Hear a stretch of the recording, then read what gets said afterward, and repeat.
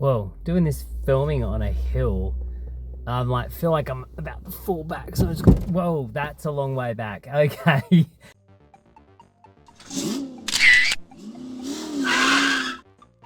G'day, it's Adam here again with another quick instant movie review for you. So tonight I saw One Battle After Another. This is the latest film from director Paul Thomas Anderson, and it is about Bob Ferguson, played by Leonardo DiCaprio. He's a washed-up revolutionary who lives in a state of complete stone paranoia, surviving off the grid with his spirited young self-reliant daughter called Willa, played by Chase Infinity. What a name.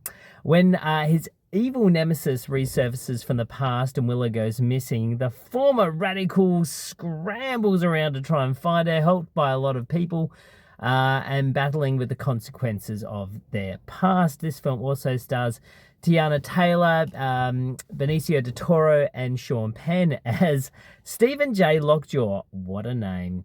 As I mentioned, this is by Paul Thomas Anderson. He also did some cinematography for this, along with Michael Bachman. It was shot in VistaVision, which is kind of like a high-resolution, widescreen film format that basically uses traditional 35mm film that usually goes that way and turns it that way. So basically, instead of 4 perforations, you get 8, which means you get better resolution, deeper depth of field, richer images, and less grain. There you go. There's a little bit of information for you. So it was last used on The Brutalist, obviously last year. So these are the first 2 films in the 21st century to use VistaVision. That was really big in the 1950s and 60s, especially for all the westerns that were done during that time. The soundtrack for this is by Jonny Greenwood, and oh my god, it is a phenomenal soundtrack. So this film is amazing. For me, there was a lot of hype going in. You know, I heard Steven Spielberg turned around and watched this film 3 times. He was so impressed by it. Obviously, Paul Thomas Anderson is a well-respected filmmaker with, There Will Be Blood and Licorice Pizza and Boogie Nights and Magnolia and Punch Drunk Love. Like, he's done some amazing films, and he's a real auteur of the space. This one was, I guess, a little bit more controversial in the fact that you've got quite a high-paid actor in Leonardo DiCaprio in center stage. $25 million, I think his standard budget is for fee is for doing a feature film. And I don't think much was missing off off his balance sheet to do this. So this is quite a high budgeted Paul Thomas Anderson film. But is it any good? Well, as I mentioned, I think it's amazing. There is some truly inspired things in this film. It goes for nearly 3 hours. But at no stage did I feel bored. There is so much to unpack with this film, but I kind of also want people to go into it not really knowing a heap more than what I've kind of said, because it's a really interesting film to unpack. It's at no stage boring. It's at every stage interesting, and it's a real reflection, I think, certainly from what I've seen, about things that America is going through, and things that are still very prevalent in society there at the moment. Now, of course, I don't live there. I live in Australia, but from what I'm seeing, it's probably not far off it. The interesting thing about this film, it says it's based loosely on a book by Thomas Pynchon, who Paul Thomas Anderson has previously adapted for the big screen with Inherent Vice. This is from what I understand, this is a very loose adaptation of that book, and he's been sitting with it and sort of toying with the script for over 20 years. So really, to look at this film and go, 20 years ago you were saying this stuff and dealing with this stuff and writing these characters, and now we are where we are. It feels even more prevalent right now. This film has a lot to unpack. It's got, it deals with racism, it deals with immigration, it deals with revolutionaries, it deals with fallen heroes, it deals with radical white supremacists. There's a lot going on in this film.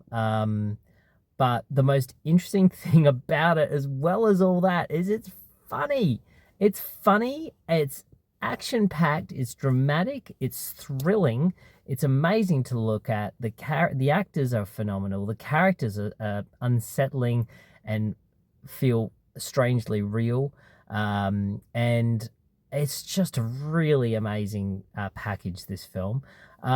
It's hard to pinpoint the genre because there is some unsettling laughs in this film. There is some characters in this that, and I'm going to call out Sean Penn because he is absolutely fantastic in this film. He's disarming, he's nerve-wracking, he's volatile, he's also strangely sympathetic and also pathetic. So he's all of those things in one thing. And all of the characters in the film kind of all have that kind of shred to them. Certainly, Leonardo DiCaprio's character of Bob, he is just a big old loser, but he's obviously a broken man. He's also afraid. He's also, someone you can empathize with, and then also you want to slap him at the same time. So we've got some really deep characters, and I have to give a massive shout out to Chase Infinity, who plays Willa. This is her first role, her first screen role, and apparently Paul Thomas Anderson was looking for a very long time for an actress of this caliber because she has to do a lot in this film. And when you see the film, you'll understand all the things she has to do. But her performance is captivating and really steals every scene that she's in from some really big heavyweights. And she's absolutely amazing. Jonny Greenwood's score in this just pushes the film forward with this pulsating rhythm that just pushes everything and makes you feel like your heart is about to pump out of your chest because it is so full on. Like, there are scenes in this where you're like, the camera's pulling in, the soundtrack is getting loud, it's getting full on. You're wondering, is someone going to get shot in the head from out the corner? Is someone going to get tackled? Is something dramatic going to happen? You've in this constant flux of tension, which is really, really fantastic. And I saw another film tonight, which I'm going to talk about very shortly, but this film is the exact opposite to that film that I saw. This film keeps you in its vice for the whole time and will not let you go. And but it's also funny. It's extremely funny, and poignant and scary and thoughtful. It's all the things. And I just had the best time watching this film. This would have to be right up the top of my top 10 this year. It's a great film. So if you haven't heard of it or you haven't seen it, do go and catch this. It's called One Battle After Another. I'd urge you to watch it before you hear about all the hype. Get involved in this film and enjoy. For me, I would give this 9 out of 10. I thought it was great. That is my review of One Battle After Another. What's your favorite Paul Thomas Anderson film? For me, I really loved Punch Drunk Love. I thought that was an amazing film. But Magnolia is probably right up there for me. I don't know. He's done some great films. So definitely want to catch that. Anyway, that is it for me for tonight. Have the most amazing time in your car. Do not park on a hill because it will feel like you're about to fall into your back seat. And I look forward to catching up with you all next time here in my car.